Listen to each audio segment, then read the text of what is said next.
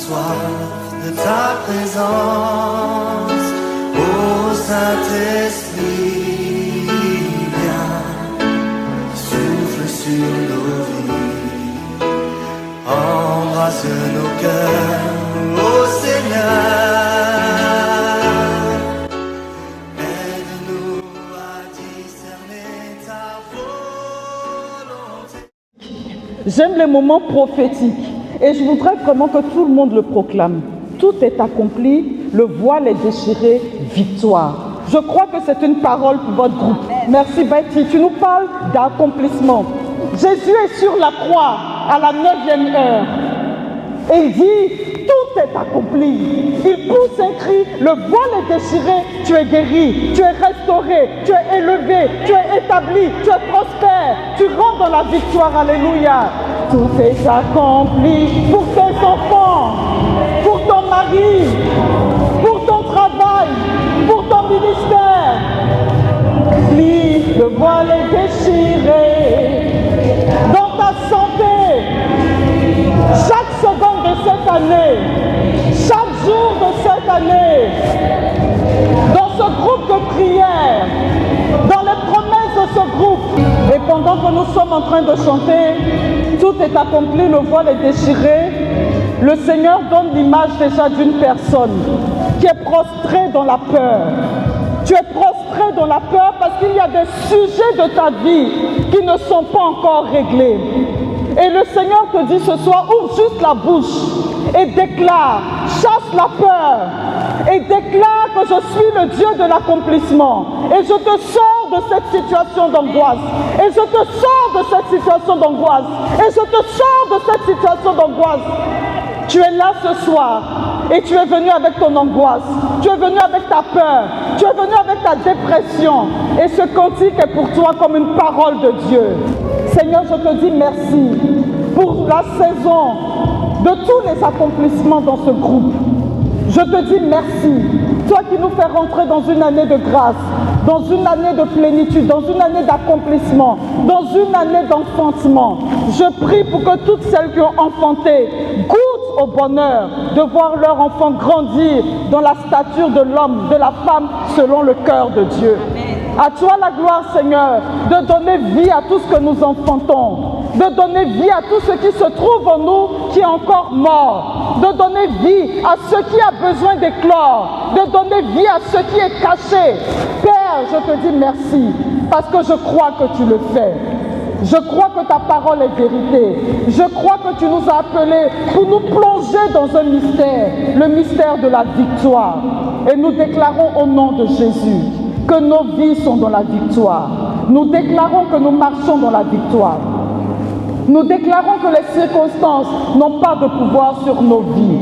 Parce que toi, Dieu, tu ouvres un chemin là où tout semble fermé et nous sommes dans la victoire. Lève les mains et proclame avec moi, j'entre dans la victoire. J'entre dans l'accomplissement. J'entre dans la victoire. J'entre dans l'accomplissement. J'entre dans la victoire. J'entre dans l'accomplissement. Seigneur, je te remercie pour la grâce que tu nous fais ce soir d'être ensemble et de nous conduire dans ce mois de victoire pour ce groupe, dans cette année de victoire pour ce groupe. Je veux baptiser pour ce groupe, cœur sacré. Je veux baptiser cette année, année de victoire, année d'accomplissement. Je veux déclarer que tous ceux qui viendront prier dans ce lieu partiront avec un exaucement certain. Je veux déclarer que le cœur de Jésus sera consolé dans ce lieu. Je veux déclarer que ceux qui viennent et ceux qui ne viennent pas sont touchés. Et que par ce groupe, mon Dieu, tu gagnes une région. Je te dis merci d'envoyer les anges et les saints pour que chaque seconde de cette année soit marquée par la victoire et que ce que nous déclarons ce soir soit scellé dans les cieux. Et qu'en sortant de cette année, nous puissions témoigner du Dieu de la victoire qui a marché avec nous tous les jours de notre vie. À lui la gloire, la sainteté, la victoire au nom de Jésus. Amen. Nous pouvons nous asseoir. Alléluia. Merci au Seigneur pour vos vies. Merci pour la grâce d'être avec vous ce soir. Je vous souhaite une belle année de victoire. Dieu rentre dans notre chronos et Dieu nous donne des victoires dans le chronos. Fille et fils de roi, retrouve ta destinée. Je ne pense pas que je vais pouvoir prêcher ce thème totalement, mais je voudrais bénir Dieu, que vous commenciez l'année avec la conscience que vous êtes fils et filles de Dieu. Je salue le Père. Bonsoir mon Père, pardon. Je n'ai pas pu vous dire bonsoir de près. Merci. Vous commencez avec la conscience que vous êtes fils et filles de Dieu. Et je voudrais vous dire une chose pour commencer. En m'appuyant sur la parole que vous-même vous avez donnée, je voudrais que vous inscriviez cette parole-là comme la parole qui sera votre boussole tout au long de cette année. Je parle en marraine, ça me plaît. Comme une boussole. Vous avez dit en Romains 8, en effet, tous ceux qui se laissent conduire par l'Esprit de Dieu, ceux-là sont fils de Dieu.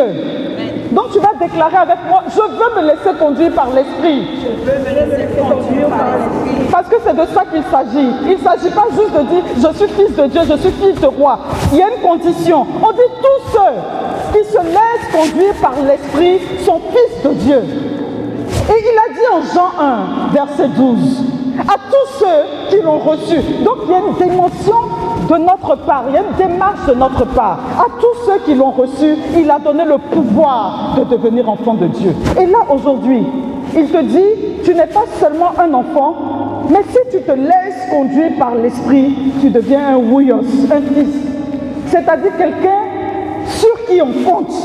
Il dit, vous n'avez pas reçu un esprit qui fait de vous des esclaves. C'est votre texte, c'est la parole que vous m'avez donnée.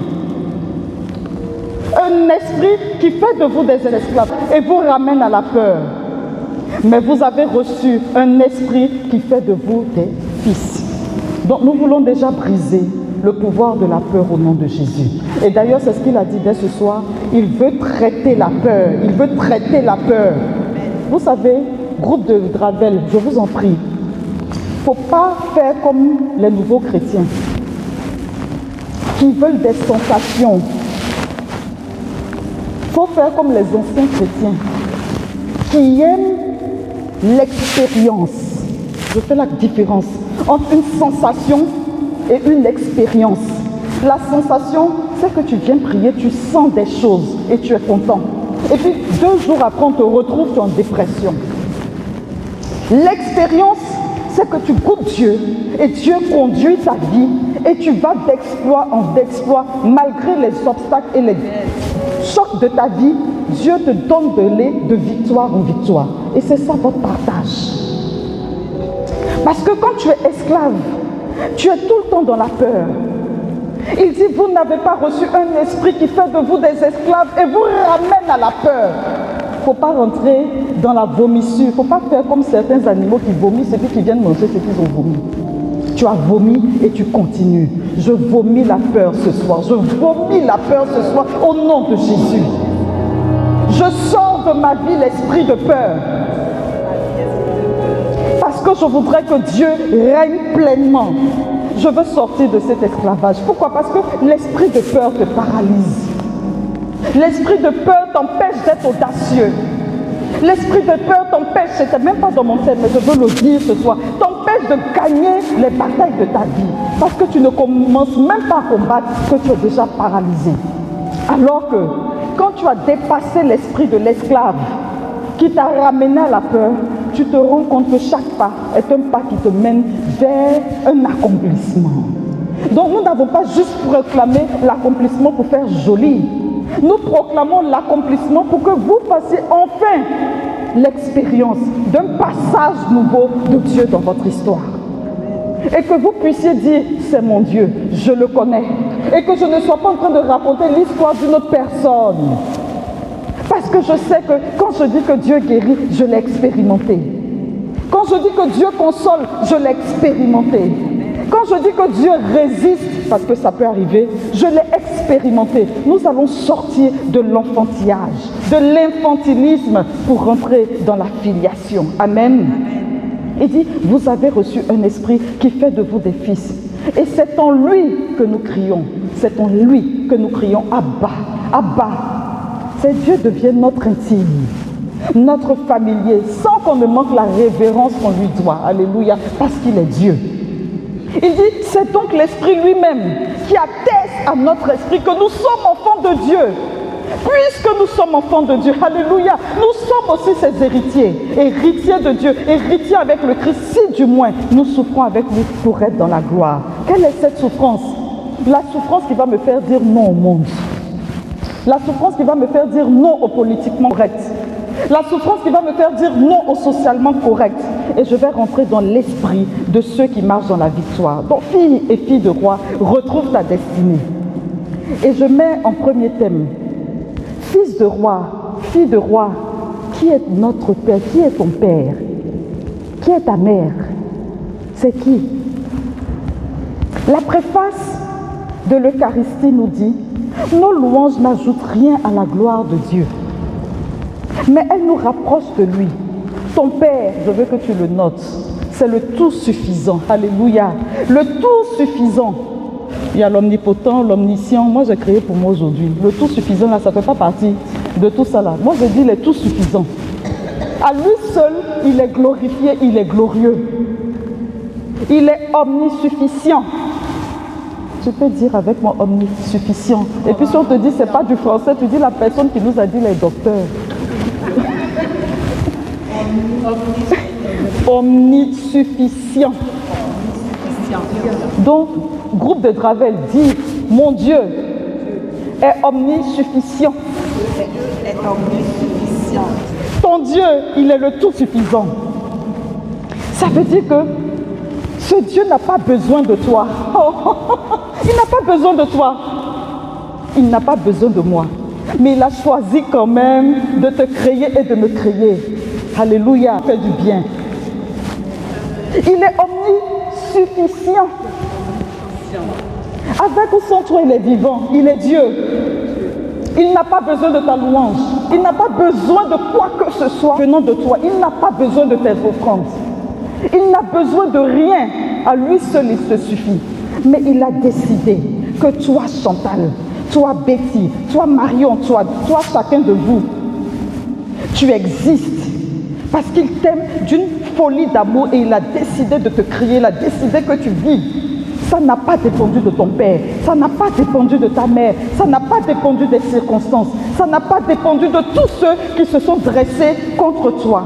Pourquoi? Parce que ce Dieu a besoin de vivre quelque chose avec toi. Alléluia. Il a décidé de créer un besoin de toi. Mais pourtant, il peut sans toi. Je voudrais que tu le réalises. Et ce Dieu, lorsqu'il te crée, lorsqu'il me crée, malgré qu'il soit omnisuffisant, te responsabilise. Vous voyez, il nous fait grandir très rapidement. Il te responsabilise, il te met gardien de la création. Et ça, on peut le lire dans le livre de la Genèse, chapitre 1 et chapitre 2. Il nous délègue des missions. Et c'est très important, frère, parce que moi, je voudrais que le groupe de Dravel, le cœur sacré de Dravel, là, vous ne soyez pas des bébés spirituels.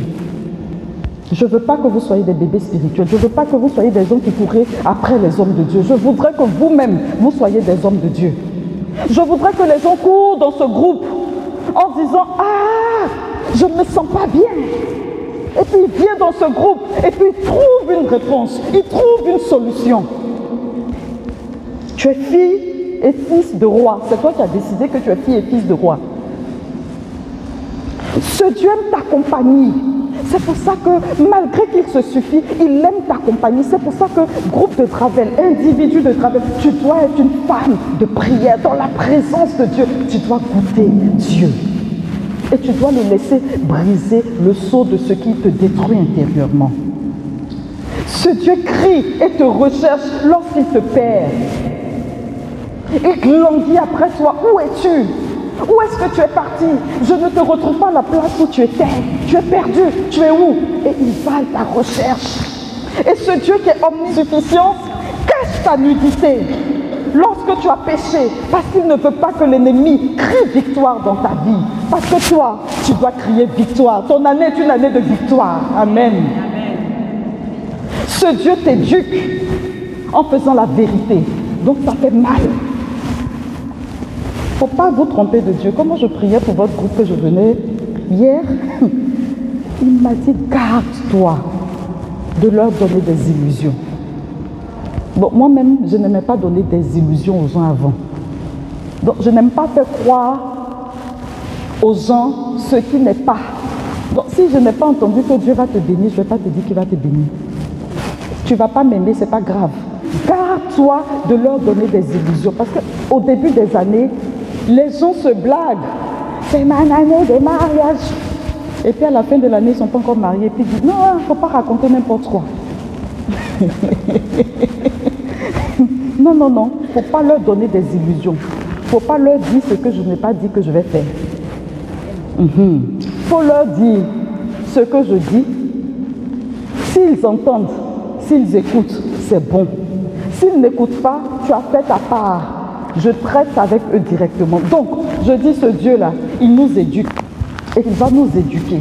Ce n'est pas parce qu'il dit qu'il nous donne la victoire qu'il ne va pas nous éduquer dans les domaines de notre vie où nous avons besoin de faire la vérité. Nous aurons besoin de faire la vérité. Nous aurons besoin de laisser Dieu nous regarder, nous transpercer, nous conduire et puis trancher dans notre vie. Il dit, tu n'es ni chaud, tu n'es ni froid, je te vomis. Mais comme il ne veut pas te vomir, il faut que tu sois chaud ou froid. Et moi je dis, comme je suis votre marraine, tu n'es pas froid, tu es chaud. Oui, tu choisis Dieu, tu es chaud. Et cette année-là, on sent la différence. Et tu vas d'année en année selon le projet de Dieu. Vous avez parlé de destinée. C'est vous qui avez parlé de destinée. Ce Dieu nous pardonne. Ce Dieu réinvente des moyens pour nous garder en vie. Ce Dieu omnisuffisant. Car ce Dieu tout suffisant aime la louange, la dévotion et l'adoration qui jaillissent de nos vies. Et je vous dis merci, parce que vous vous êtes bonifiés dans la qualité de présence dans la louange. Gloire à Dieu. Il aime la louange, il aime la dévotion, il aime l'adoration qui jaillissent de nous, même si ce n'est pas ce qui le construit. Tu es fils et tu es fille de ce Dieu omnisuffisant. Et j'aimerais que tu le retiennes pour ta vie. Et que personne ne t'empêche d'être toi, là où tu es. Tu as le droit d'être toi, parce que ce Dieu vivant et saint t'a responsabilisé pour que tu changes le cours de l'histoire, que tu changes le cours de ta vie, que tu changes le cours de ta famille, que tu changes le cours de tout ce qui se vit autour de toi. Et c'est possible. Vous avez parlé de la vie royale. On n'aura pas le temps de parler de la vie royale, mais depuis 10 ans, avec mes collaboratrices, on parle de l'onction royale. C'est maintenant tout le monde, c'est depuis 10 ans, le Seigneur nous a révélé ce message. Parce que nous, les laïcs, nous avons investi la société et gagné des batailles. Que Dieu fasse que ça soit vrai pour vous. C'est pour ça que nous brisons vraiment l'esprit du non-accomplissement. L'esprit de la limitation intérieure. Élargis ta vision. S'il te plaît, ce soir, tu vas écrire ta vision. C'est un exercice que je te donne. Écris ta vision et poursuis-la. Tu n'es pas sur un territoire pour être à la solde de qui que ce soit. C'est-à-dire que même quand tu es dans ta prison en esclave ou en prisonnier comme Joseph, il y a une destinée pour toi. Et il faut que tu la saisisses à un moment donné de ta vie. Et je vous assure que dans le combat de la destinée, ce n'est pas les autres qui nous donnent de gagner notre destinée, c'est nous-mêmes. Les autres sont des aides de destinée. Mais c'est nous qui choisissons d'entrer dans notre destinée. On va en reparler si on a le temps. Qui est ton Père? C'est le tout savant, le tout sachant, l'omniscient. Ce Dieu-là qui te connaît, donc il connaît tout. C'est ça l'omniscient, il connaît tout, il sait tout. Mais toi particulièrement, il te connaît. Il connaît ton passé, il connaît ton présent, il connaît ton avenir. Dieu connaît ta valeur. Oh frère, arrêtez de vous minimiser, de vous mépriser. Je ne suis pas un coach. On m'a dit un jour que tu es coach. Si on m'a dit comment tu fais là, tu coaches les gens, ça nous, tu nous coaches, tu nous bouges. Je ne suis pas coach. Je ne suis pas coach. Je ne suis pas coach, je suis enfant de Dieu et je crois que je suis appelée à encourager mes frères. Voilà, donc je ne suis pas coach, mais je vous dis que vous êtes des gens de valeur. Et je voudrais vraiment briser cet esprit d'esclavage qui fait que vous vous minimisez dans des circonstances bien données. Vous savez, le monde, je disais ça à mes collaboratrices, à mon collaborateur surtout qui est prêtre. Je lui ai dit, il y a des places que le monde ne te donnera jamais. J'ai dit ça à mon frère prêtre. J'ai dit à mes collaboratrices, la place Personne ne vous donnera votre place. Est-ce que vous m'entendez? Est-ce que vous m'entendez? Oui. Je dis personne. Personne ne vous donnera votre place. Une place, elle se prend. Est-ce que vous m'avez entendu? Quand le peuple de Dieu est en esclavage en Égypte, on dit qu'il est puissant. Il est fort. En plus, il a la promesse de Dieu sur sa vie. Mais il a choisi d'être esclave. C'est-à-dire qu'ils étaient plus nombreux que les Égyptiens. Il suffisait qu'ils comprennent, qu'ils travaillent leur mindset et qu'ils réalisent qu'ils sont plus nombreux, qu'ils sont plus forts, plus intelligents et qu'ils ont la révélation. Ils renversaient l'Égypte en un seul jour. Mais ils ont décidé d'avoir peur. Et la peur te paralyse. Quand Dieu dit, j'ai vu la misère de mon peuple, descends. Je lisais le texte là. Je le lisais ce texte sur table. On l'entend au carême, on l'entend dans plusieurs trucs. Et puis nous, on est en pleine retraite. Et puis on a le texte, on le lit. Il dit, j'ai vu la misère de mon peuple, je vais descendre, je vais aller le sauver. Puis il dit, va. Ah, tu dis, toi, tu vas descendre. C'est toi. Donc tu dis, toi, tu vas descendre. Donc je lui ai dit, j'ai dit devant tout le monde, mais toi, tu dis, tu vas descendre. Maintenant, mon affaire de va là, c'est quoi? Ça ne va pas ensemble. Soit tu descends, soit tu... Voilà, mais tu descends et puis c'est moi qui... Est-ce que vous comprenez ce que je vous dis? Ça veut dire que Dieu, quand il dit je vais descendre, il descend comment? À travers ce que toi tu vas décider de faire. Donc si Moïse dit je ne vais pas, le peuple est encore esclave. Quand Moïse va voir le pharaon, qu'il dit au pharaon, viens on va partir, je veux que le peuple s'en aille. Si le pharaon dit non, ou oui, qu'il dit au peuple allons-y, si le peuple dit non, le peuple est toujours esclave. Donc, je suis en train de dire à quelqu'un que ta position, ta posture est capitale. Il y a des choix dans la vie qui dépendent de Dieu. Et il y a des choix dans la vie qui dépendent de toi. C'est à toi de choisir là où tu te positionnes. Mais la place, on ne vous la donne pas. Il faut la prendre. Sans violence, mais avec une violence, une audace intérieure. Dieu connaît ta valeur. Donc c'est pour te dire que Dieu connaît ta valeur que je te dis ça. Il a déposé un potentiel en toi. Et personne ne doit tuer ce potentiel. Je dis au groupe de Gravel, vous êtes ici dans une région. Vous avez quelque chose à apporter. Dieu ne vous aura pas suscité comme ça. Et vous n'êtes pas venu au monde comme ça. Vous avez une destinée. On ne peut pas parler de destinée, ça va être trop long. Mais je voudrais que tu réalises ce soir et que tu le notes. Et si tu le savais, que tu le consolides en toi. Tu as de la valeur, tu as du potentiel. Ce n'est pas le même que le mien. Ce n'est pas le même que celui de ton frère. Mais il y a quelque chose en toi qui fait que tu es unique et que Dieu veut pour sauver. Et que Dieu veut toi-même pour te faire une expérience de lui. Ce Dieu connaît tes péchés, connaît tes erreurs, il connaît tes défaillances, il connaît tes limites, il connaît tes échecs, il connaît tes tentations, il connaît tes combats, il connaît tes tribulations, il connaît tes peurs, il connaît tes hésitations, il connaît tes lâchetés, il connaît tes hontes.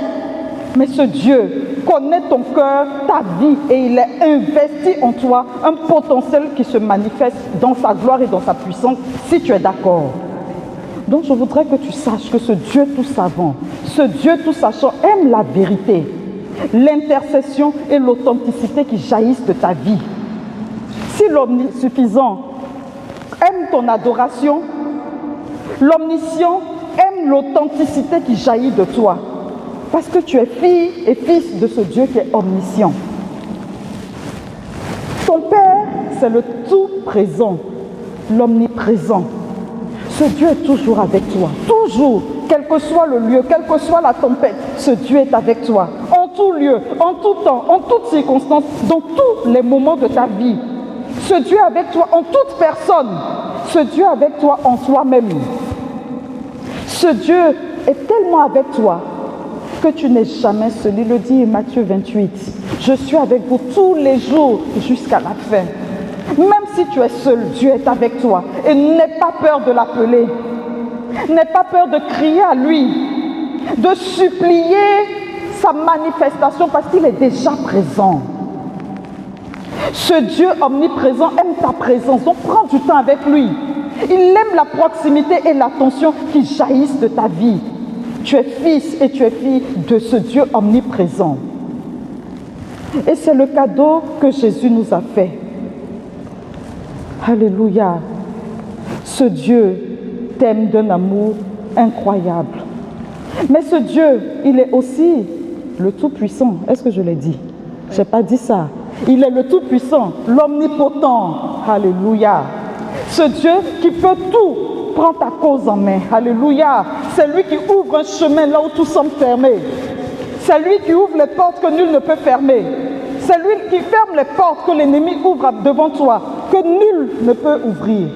Nous étions en train de prier il y a quelques jours et puis on voyait plein d'obstacles sur notre route. Plein d'obstacles. De gauche à droite, devant, derrière, des obstacles partout. Et nous avons élevé notre voix vers le Dieu omniprésent qui aime, alléluia, le Dieu omniscient qui aime notre intercession. Dans l'omniscience de Dieu, dans l'intercession que nous levons vers lui, alléluia, il est capable de briser les obstacles. Pendant que nous prions, on a vu un bulldozer apparaître comme ça. Et puis il a rasé les obstacles, il a rasé les obstacles, il a rasé les obstacles. Il a avancé, la route est déblayée. Oh, j'aime ce Dieu. Et nous avons vu Dieu capable de briser les obstacles sans que nous ayons à lever le petit doigt. Et nous avons réalisé à nouveau que Dieu est celui qui proclame la victoire avant le combat. Le combat n'est même pas encore déclaré que la victoire est déjà acquise, parce que c'est lui qui prend ta cause en main. C'est le Dieu qui t'établit, qui te donne la victoire en toutes circonstances. C'est lui qui te donne la domination sur tes adversaires. Je ne me bats pas. Quand vous avez commencé à chanter, je ne chante même pas ces cantiques-là. Je veux prendre mon temps pour adorer Dieu. Non, je vous assure. Je vous assure, parce que je ne rentre même pas dans ces genres de combat. Et quand tu as fini de dire les piétiner, puis tu te retrouves à la maison, vous piétinez vous tous, comme Abdo, ma chère. En plus, tu ne dis même pas des piétiner au nom de Jésus. Tu dis, attends, piétiner, puis tu t'as dit, d'accord. Là, tout le monde est là, il y a l'onction, il y a Saint-Sacrement, il y a un prêtre, il y a une soeur, tout ça. Je te regarde, il faut faire piétine-moi bien. On t'attend là-bas. Je t'attends là-bas. Quand tu vas te retrouver seul maintenant, dis, bon, tu m'as piétiné. Je reviens. Vous avez dit quoi? Écraser, piétiner. Vous avez dit quoi encore? Vous avez dit quoi encore? J'ai dit, moi, ils ne chantent pas ça aussi. J'ai laissé Dieu et les anges le piétiner, l'écraser pour moi. Je ne veux pas mener ce type de combat. J'aime ma paix, j'aime ma quiétude. Non, c'est important. C'est lui qui combat pour moi. Je n'aime pas les guerres inutiles. Et je ne provoque pas les guerres inutiles. Laissez-le tranquille, groupe de Gravel. Travaillez dans l'onction. Quand vous êtes dans l'onction, il n'a pas sa place. Il n'est même pas là et puis vous dites son nom. Il va faire comment pour venir ici, là, actuellement là? Non, à prier 10 heures, vous n'allez même pas avoir de manifestation ici parce qu'on le chasse avant d'arriver. On n'a pas affaire à lui. On veut consolider les âmes. Très important. Donc c'est lui qui brise le pouvoir de nos adversaires. Maintenant, quand il t'emmène au combat, quand il t'entraîne à la bataille, il te donne les armes de la victoire. C'est pour ça que le psalmiste peut dire, avec Dieu, nous ferons des exploits. Et écoutez bien la parole. Et lui piétinera. Allez prendre le psaume, lisez le 59, 60, en fonction des Bibles. Trouvez-moi le psaume pendant que je continue. J'aimerais que vous le lisiez fort, comme une proclamation. Avec Dieu, nous ferons des prouesses et lui piétinera nos oppresseurs. C'est lui, oh! Les enfants, ce n'était pas dans mon texte, ils m'ont dit, je suis marraine, il faut que je vous dise ça rapidement pour ne pas que vous vous créiez des problèmes. Avec Dieu, vous, ce que vous faites, c'est des exploits. Chantal, je veux des exploits. Je veux des exploits. Je veux que tu passes d'une étape à une autre, que tu sautes d'une étape à une autre, d'exploit en exploit, de bénédiction en bénédiction, de grâce en grâce, de victoire en victoire, et que le chemin s'ouvre devant toi. Et quand Dieu ouvre le chemin devant toi, le chemin des obstacles, que l'ennemi soit écrasé sous le pas puissant de notre Dieu. Alléluia, pour ne pas dire des anges. Ce Dieu omnipotent aime la confiance la foi et l'humilité qui jaillissent de ta vie.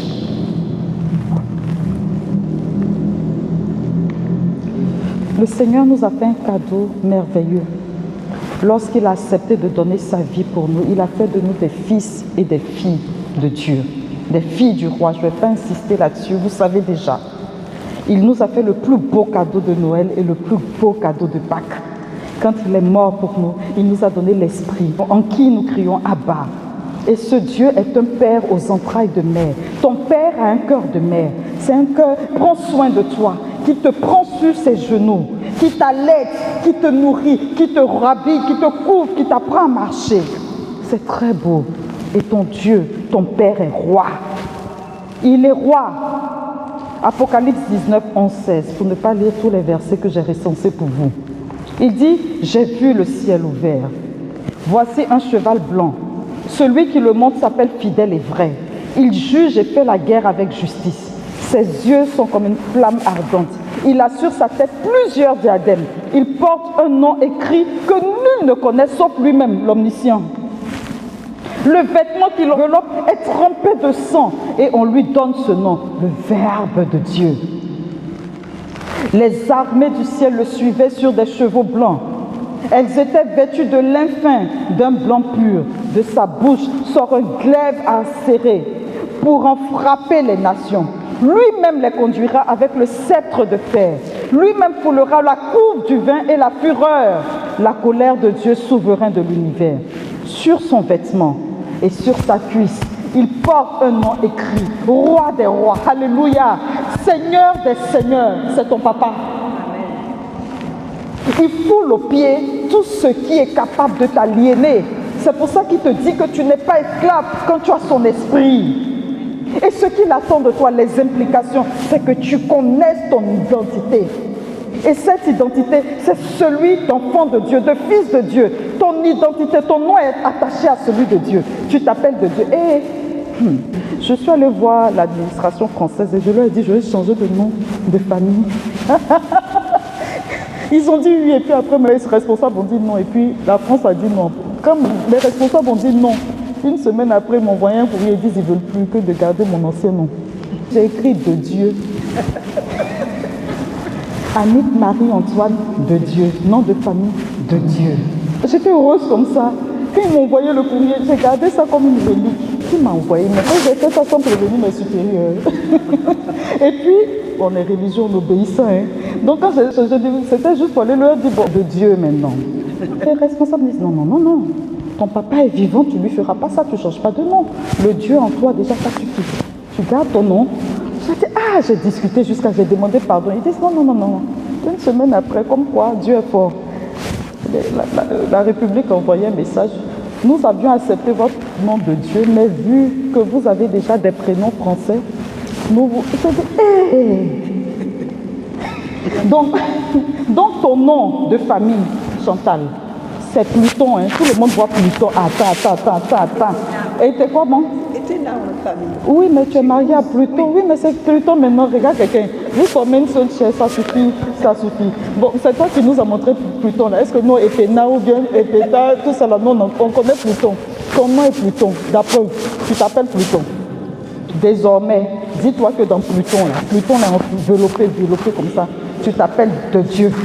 Donc du Père, du Christ Jésus, tu choisis un dedans, Dieu, tu prends tout même, du Saint-Esprit, de la Trinité, c'est ton nom de famille. Amen. Donc ils ont refusé, mais moi-même je sais que devant Dieu, devant les anges, devant le diable, devant toute la cour céleste, devant tout le monde, je suis de Dieu. Et en plus, j'ai une particule de Dieu, s'il vous plaît. Voilà. Non, ton nom est attaché à celui de Dieu, il faut que tu le réalises. Dans nos cultures, moi je ne sais pas si ça existe chez vous, mais souvent on a des noms de génies, les génies c'est les camboiseurs, les diables. Donc vous allez trouver des gens qui ont des noms des eaux, Tano, Dibi, des fétiches comme ça. Mais quand on veut prendre de Dieu, on se fâche contre vous. Non. On va prier.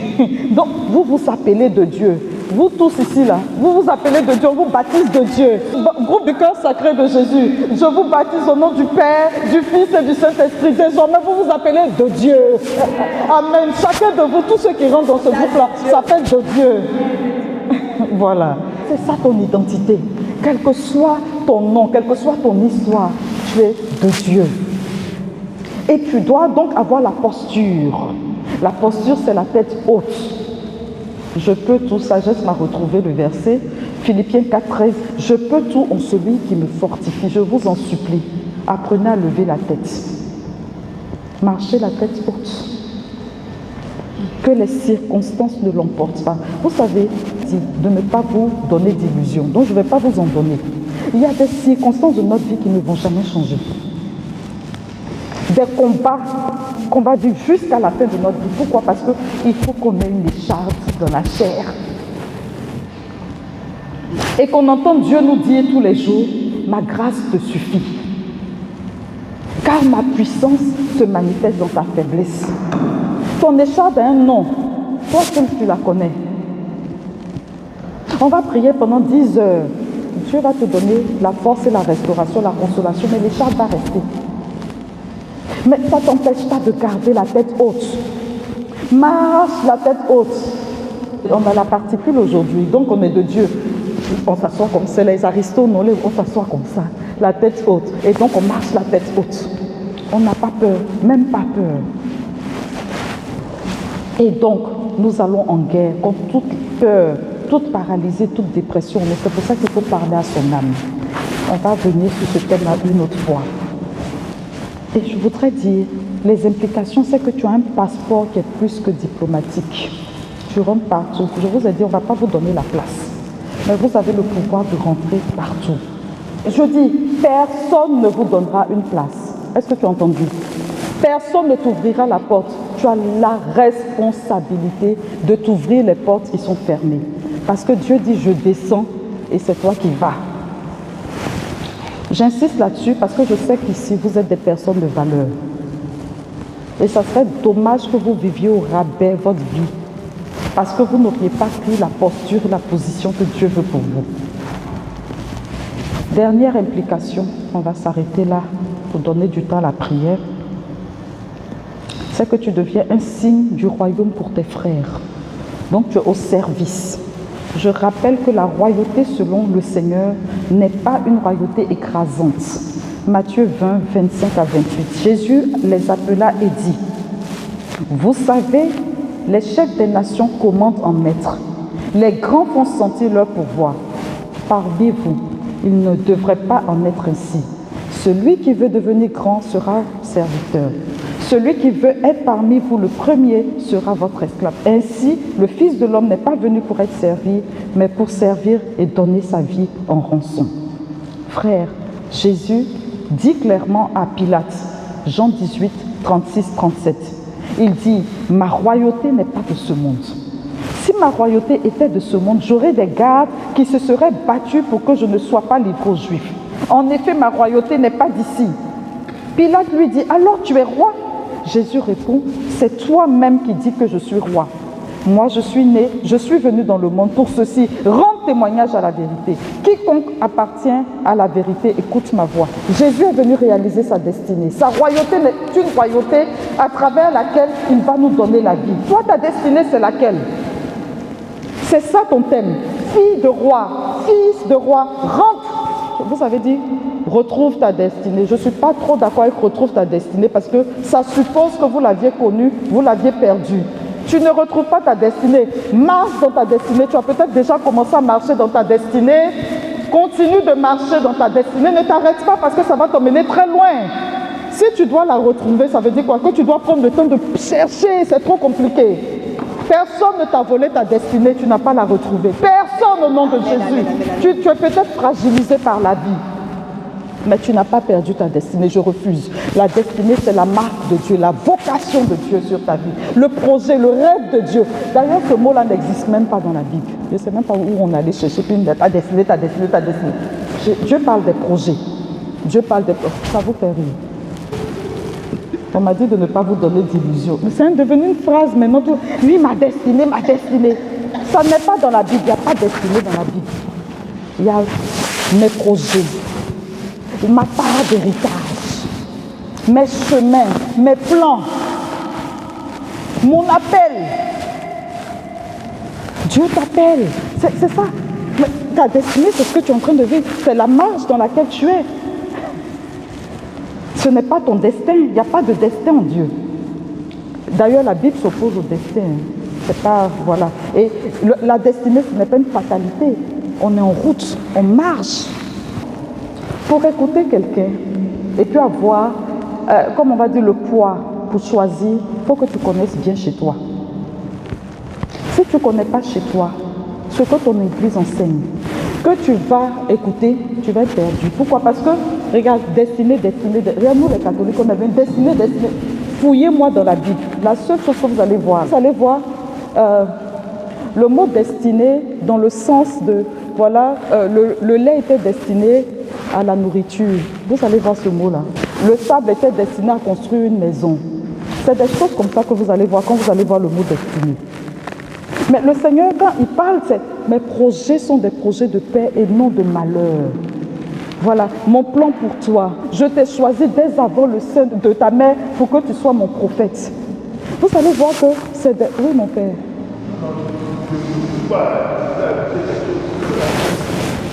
Et ce que la sœur dit, c'est réel. Le mot destin, destiné, il n'y a pas ça dans l'église.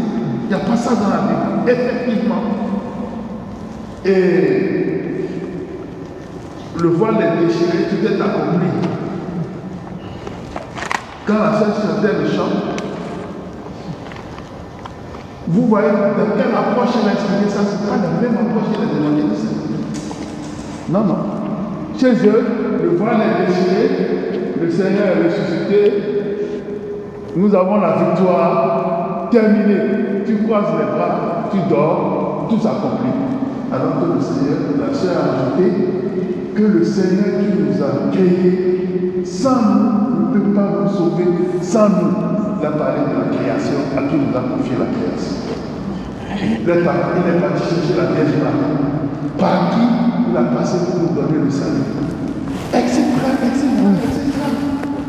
C'est important. Mais quand on dit ça, les gens croient que oui, les catholiques, on n'aime pas les grosses églises, on n'aime pas les jeunes églises. Non, c'est réel. Ma soeur, tu m'excuses, je vous Non, c'était très bien, mon père. Pour que vous recevez ça pour de bon. Merci beaucoup. Merci, mon père. Amen. On peut acclamer le Seigneur. Merci, mon père. Moi, j'aime quand l'église confirme. Amen, amen, amen. Donc, les frères et sœurs, 5 minutes, on va prier, puis je vais vous laisser parce que je ne veux pas que vous soyez en retard sur votre groupe. Je vous en prie. La destinée, c'est vraiment l'orientation de ta vie. Donc vraiment, je ne sais pas quel mot vous allez trouver, tant pis, mais si vous dites destinée, voilà ce que ça signifie. Voilà, parce que ça a tellement pris, il y a plein de choses comme ça qui prennent, et puis on pense que c'est ça la norme. Donc quand tu ne le dis pas, on te trouve anormal. J'ai bossé, hein. J'ai cherché, je ne sais pas combien de Bibles j'ai prié. Je suis allé dans le grec, je suis allé dans l'hébreu, pour comprendre. Mais non. Non. Et même quand le Nouveau Testament, en Romains 8, parle de prédestiné, non. C'est même pas la prédestination dont on parle. Donc, bon, bref, je ne vais pas aller plus loin. Donc, ce n'est pas un scénario, enfin, votre vie n'est pas un scénario figé. Vous avez votre responsabilité, c'est un appel. Donc, la destinée, c'est un appel. C'est une cohérence entre ton être et tes actes. C'est un processus, donc ça se construit. Donc, si je dis retrouve ma destinée, j'ai perdu. Alors que dès que je suis né, je suis dans un processus. Même mes erreurs participent au processus. Et donc, la destinée n'est pas comme le destin, ce n'est pas quelque chose de figé. C'est quelque chose qui est dynamique. Je ne vais pas aller plus loin. Tu as une responsabilité et tu y réponds. Et comment reconnaître sa destinée? Qu'est-ce qui te fait vivre, même sans récompense? C'est ça, ce qui te prend aux entrailles. C'est ça, comment je connais l'appel de Dieu. J'ai envie même de dire ma vocation, pour ne pas dire destinée là. Vraiment, parce que je suis fille de roi et j'entre dans ma vocation, j'entre dans mon appel. Je rentre dans le projet de Dieu pour moi. Et ça, c'est ce que tu vas faire qui fait qu'on ne te paye pas. Mais tu aimes ça. C'est comme ça, tu sais que tu es né pour ça. Ce qui revient toujours malgré les détours. C'est ça que je dis, dans tous les cas, ça te rattrape. Tu vas tourner, là, voilà Jonas, le type tient même. Va à Ninive, c'est l'appel. Si tu veux, c'est la destinée. Va à Ninive, va prêcher que dans 3 jours, Ninive sera détruit. Jonas, quoi? Moi, je vais aller dire ça à Ninive. Ils vont se convertir, toi, tu vas leur pardonner. ou bien ils ne vont pas m'écouter. En tout cas, Jonas a eu les raisons qu'il voulait pour s'enfuir. Loin du Seigneur, on dit à Tarsis, on dit il a pris l'opposé, même le chemin opposé. Mais c'est toi qui l'as choisi. Ça ne va pas s'arrêter. Ça va te poursuivre. La baleine là va t'avaler. Tu vas te retrouver dans la mer, au fond de la mer, dans le ventre de la baleine. Tu vas crier à Dieu. Il va te cracher là où il t'attendait. Ça, c'est important. C'est pour ça qu'il faut vite répondre. Il ne faut pas trop résister. Parce que ça fait mal qu'on résiste. C'est pour ça que je vous dis, il n'y a pas d'illusion. Je ne viens pas vous donner d'illusion. Si tu résistes à ton appel, ça va te rattraper. La personne qui tourne, non, c'est pas grave, tu m'appelles, je vais même me marier forcé. C'est même pas ton mari, mais tu dois te marier, va te marier.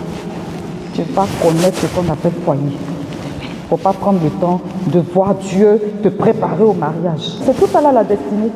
On ne se marie pas comme ça, on se prépare. Donc tu vas faire le détour là. Maintenant, le temps que tu finis de souffrir là, qu'on va te vomir du mariage, nous on est là à te donner le voile. Ça allez. Si c'est ta vocation. Voilà, bref, je dis ça en riant, hein, mais comment reconnaître sa destinée, c'est ça. C'est ce qui te demande du courage et te rend vrai. Tu te réveilles pour ça. Quand tu t'en éloignes, tu te sens vide. Les autres ne le font pas, mais toi, tu dois le faire parce que c'est ton appel, c'est ta mission. Donc, il y a 3 dimensions dans la destinée et vraiment, on va vraiment arrêter. L'identité, c'est ce qu'on a dit. Ta destinée, comme tu dis, commence par qui tu es, par ce que tu fais. Donc, tes valeurs, ton cœur, ta sensibilité, ton histoire. Ce n'est pas en dehors de ton histoire. C'est pourquoi je vous ai dit, le Dieu omniscient vous connaît. Il connaît votre histoire. Donc, c'est avec votre histoire que vous allez le servir. C'est avec votre histoire que vous allez servir le monde. C'est avec votre histoire que vous allez tout faire. Et le potentiel, les dons, les talents, les forces, mais aussi les épreuves qui t'ont façonné. Rien n'est inutile dans la voie de ton appel et la mission. Ce que ta vie apporte aux autres. Comment ta vie construit le monde, construit les autres, transmet, tu protèges, tu inspires, tu aimes, tu crées. Voilà, donc il y a cette dimension et tu peux reconnaître comme ça vraiment l'appel qui est en toi. Donc Seigneur notre Dieu, merci pour tes enfants. Merci pour leur vie. Ils sont fils et filles de rois. Prions pour que la marque de Dieu soit sur ta vie, soit sur ce groupe. Nous ne sommes pas là pour du sensationnel, mais nous sommes là pour avoir une bonne vie, pour vivre notre vie en Dieu, pour répondre à l'appel que Dieu a sur nos vies. Seigneur, voici tes enfants. Voici leur fragilité, voici leur pauvreté, voici leur combat, voici leur incapacité. Seigneur, prends pitié. Nous commençons une année, mais nous sommes dans une trajectoire. Et nous ne sommes pas dans l'illusion. Nous savons qu'au cours de cette année, il y aura des joies. Nous savons qu'il y aura aussi des douleurs. Nous savons qu'il y aura des rires. Nous savons également qu'il y aura des larmes. Nous savons, Seigneur, qu'il y aura des élans de foi. Et nous savons aussi qu'il y aura des temps de faiblesse. C'est pourquoi, Père, toi, le maître des temps et des saisons, nous te demandons de prendre le contrôle de nos vies, de prendre le contrôle de ce groupe, de nous sortir de la peur et de nous donner de marcher en victorieux. Viens guérir, Seigneur, ceux qui sont psychologiquement affaiblis. Je veux prier ce soir particulièrement pour toutes les faiblesses psychologiques, tous ceux qui sont dans la dépression, tous ceux qui sont dans des angoisses permanentes. Je ne dis pas que Dieu va le faire. Je déclare que vous devez sortir de là. C'est une décision. Sors de ton angoisse. Sors de ta dépression. Sors de toutes les formes de malédiction qui t'aliènent et rentre dans le projet de Dieu pour toi. Que le Seigneur soit béni, que par la prière de Marie, nous soyons gardés à jamais dans le oui total à Dieu. Je vous salue Marie, pleine de grâce. Vous êtes bénie en toutes les femmes, et Jésus, le fruit de vos entrailles, est béni. Sainte Marie, Mère de Dieu, priez pour nos pauvres pécheurs, maintenant et à l'heure de notre mort. Quelle est celle-ci? Belle comme la lune, éclatante comme le soleil, terrible comme un ange. Vous proclamez avec moi. Avec Dieu, nous ferons des exploits. Avec Dieu, nous ferons des exploits. Et lui piétinera nos ennemis. Avec Dieu, nous ferons des exploits. Et lui piétinera nos ennemis. Avec Dieu, nous ferons des exploits. Et lui piétinera nos ennemis. Amen.